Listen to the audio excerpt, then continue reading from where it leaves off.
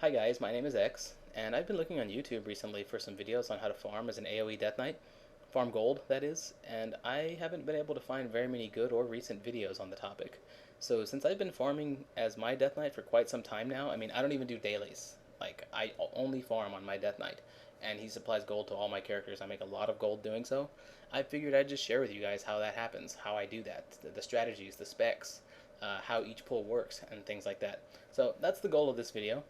I find that the best place for me to farm is Scholomance, and in order to do that, you're going to need 5 things.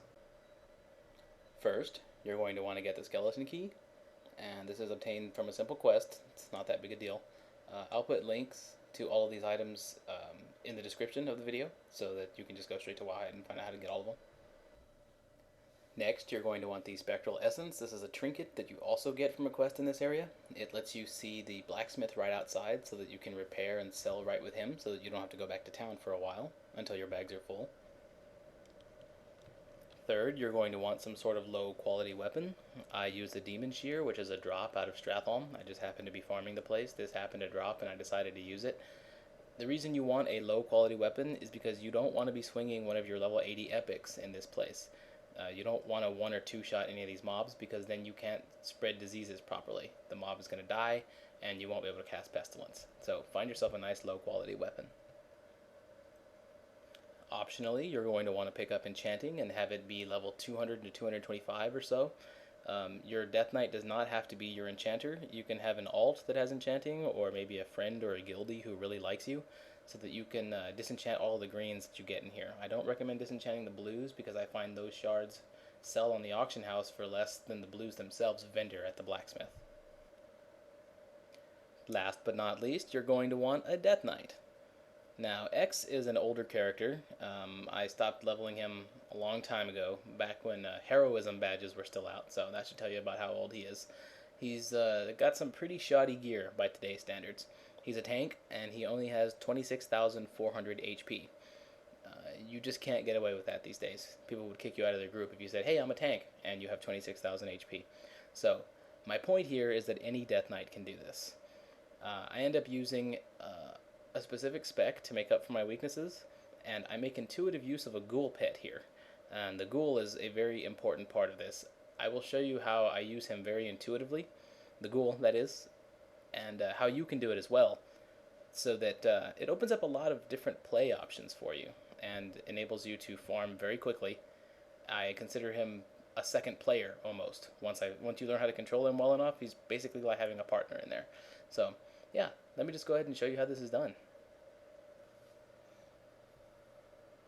The first thing I do is I'll start my timer just so you guys can see exactly how long this takes, and I'll target that mob over on the right and throw my Death and Decay down here in the left corner, which lets me just death grip him right on in. Just take these guys like normal. It's not a big deal. I'm not sure if you guys saw or not before this point, but I had my bag open. I may have zoomed past it too fast in the video, but I'm also starting this video with only with 0 gold, 0 silver, 0 copper in my bag. We're not going to loot these mobs, not yet. Here's how I make good use of my ghoul. I give him his ghoul frenzy, and I send him in to attack all of the groups in this next room while I stand safely at the top of the steps there. He's healing up with ghoul frenzy at a rate of about 12 to 1300 every tick, well, every few seconds, and that keeps him alive while he's pulling. Unfortunately, I do want him to die. At some point he is going to die here, and that will make all the mobs come and attack me, and I'll resummon him up. Either way, you can see me using a macro. My macro lets me point at a mob and then click the macro without having to target the mob, and that will send my pet on him. So basically I just point, hit the macro, and go. I don't have to do any targeting at all to get him to attack. So that makes this part a lot easier. Now there, you'll see the Blood Steward of Kratanos I have targeted. She's always in that general area in the room, and after she kills the ghoul, I leave her targeted, and I run back into the corner over here. So at this point I'm going to turn off the nameplates so we can more clearly see what's going on. So there she is. I have her targeted, and I start up my anti-magic shell, which will prevent her from using her poison on me, and the poison stuns you for about 6 seconds, which is bad when you're trying to spread diseases. So while my anti-magic shell was up, I spread all my diseases, everybody's dying, I've got death and decay down now, and all I'm doing is spamming Death Strike. And now here you see her, she's the only one still standing. What you want to make sure and do is you want to make sure she doesn't die while you're fighting this pull, because you want her alive at the end so that you can just Death Strike her until your HP is full. So here I am, I'm at full HP. I'm just going to go ahead and summon my ghoul back up now, and I'm going to speed through this looting part so that I can make sure and get my 10-minute limit for YouTube. And I apologize, guys, for any background noise you might hear as I'm recording. I don't have the best recording equipment. It's just a USB microphone, and you can hear all the things that are going on around me. What you just heard was my PC fan coming on, and my PC is almost like right next to my microphone. Anyway, we're done looting. You'll notice there are still a couple of mobs that are left in this room. Skip them. They're not worth it. They're not worth the time. We're at about 3 minutes and 35 seconds into the run right now. And this next pull, we're going to come in and target all of the dark summoners first. Notice I have my pet on passive because I like to manually control him through this part. You kill one, you loot one. That's the rule in here. Make sure you always hit the dark summoners and only the dark summoners. You want them to die as fast as possible. Kill that one, loot that one, because we're not going to have time to re-loot them when we're coming back through. And you'll see in a second. Alright, so we're going to go ahead and just kill each one of these one at a time. I'm just targeting my ghoul manually. I don't want my ghoul to engage any of these mobs because I want them all at max HP or pretty close to that when I pull them into the other room in just a second. So we're just going to go ahead and take each one of these mobs one at a time. Nothing too fancy. It's just a matter of using Rune Strike to good effect. And there goes my PC fan again. Sorry about that. Alright, here comes the last Dark Summoner. I do turn nameplates on to make it easier to see, but in this case I turned it off just so there's not so much visual overload for you guys on the video. Alright, here we go. Now there are no mobs that are going to stay in the room when I run in here. That's the reason we killed the Dark Summoners, is because they don't follow you. They'll just keep summoning skeletons, and while they can't do any damage to you, they are a pain, and you'll have to kill all the Dark Summoners one by one anyway. All the mobs come in here, and you'll notice that I have the big spider mob targeted. He typically has the most HP in the room, so I use him as the one that I stack my diseases on and throw my pestilence. So there we go. There's pestilence and death and decay. Those are both down. And again, I'm just spamming Death Strike. You can see it there in my hotbar, just blinking on and off. That way I make sure I have full HP after this pull is done.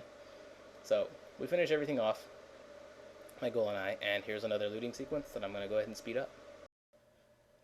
And after we loot these guys up, we're going to go ahead and pull the next room, which is also the last room that I pull in here. I don't like to pull the rest of the instance because there's a lot of runtime in between the pulls after this point, and that drastically reduces your gold per minute and just overall makes it less profitable. Pay close attention to what I do in here as far as using my ghoul.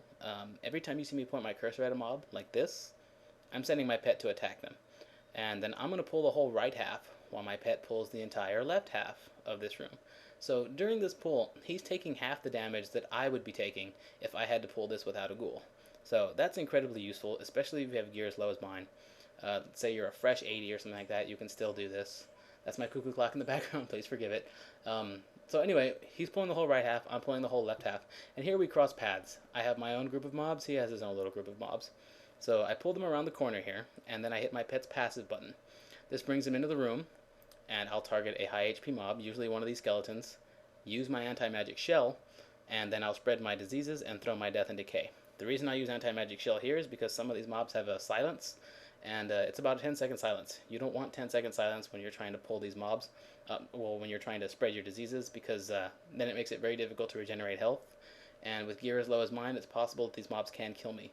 So to be safe, what I did was I also sacrificed my ghoul once my anti-magic shell was done, and that's one thing that you can do to be safe as well. So I went ahead and cleaned up this pool, and unfortunately, guys, I'm getting close to the YouTube 10-minute limit. I tried to pack as much information in here as I could, but I wasn't able to get everything in there that I wanted to. So I'm going to make a second video, I decided, and in that video, I'm going to cover exactly how much gold I made on this run, and I'll share with you my pet macro.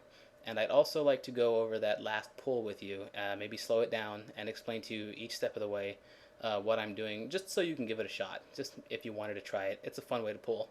So I hope to see you guys in my next video. Cheers.